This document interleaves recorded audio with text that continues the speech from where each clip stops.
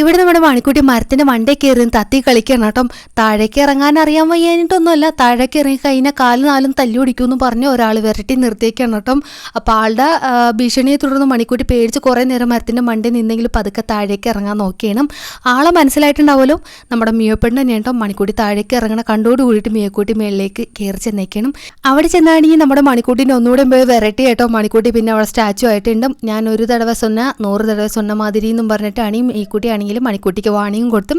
മണിക്കുട്ടി സ്റ്റേക്കായി കഴിഞ്ഞാൽ മീക്കുട്ടിക്ക് ഒരു സന്തോഷം കിട്ടിയെന്നൊന്നും വേഗം തന്നെ ഇറങ്ങി പോന്നിട്ടുണ്ടും. മണിക്കുട്ടി ആണെങ്കിൽ ചെകുത്താനും കടലിലും നടുക്ക് അകപ്പെട്ട ഒരു അവസ്ഥയാണ് കേട്ടോ. മരത്തിന്റെ മണ്ടിയിലേക്കും കയറി പോണേന് ഒരു പരിധിയില്ല. താഴേക്ക് എറിയ ചെന്ന മീയക്കുട്ടിയുടെ ഉപദ്രവം. ഇനി ഞാൻ എന്ത് ചെയ്യും മല്ലയ്യ എന്നുള്ള ഒരു മട്ടിയിൽ നമ്മുടെ മണിക്കുട്ടി അവിടെ സ്റ്റെക്കായി നിൽക്കുന്ന സമയത്താണ് ഞാൻ അങ്ങോട്ടേക്ക് വന്ന് മീയക്കുട്ടീനെ ഓടിച്ചു വിട്ടത് കേട്ടോ. അല്ലെങ്കിൽ തന്നെ അവൾക്ക് ഇച്ചിരി ഇളക്കം കൂടുതലാണ് ഈ ഇടയായിട്ടും. അങ്ങനെ നമ്മുടെ മീയക്കുട്ടീനെ ഓടിച്ചു വിട്ട് നമ്മുടെ മണിക്കുട്ടീനെ ഞാൻ അതിവിദഗ്ധമായിട്ട് താഴേക്ക് ഇറക്കിയിട്ടുണ്ട്. അപ്പോൾ ഇന്നത്തെ വീഡിയോ ഇത്രയുള്ള ഇഷ്ടമായിലേക്ക് മറക്കണ്ട. അപ്പോൾ നമുക്ക് മറ്റൊരു വീഡിയോ ആയിട്ട് പിന്നെ കാണാം.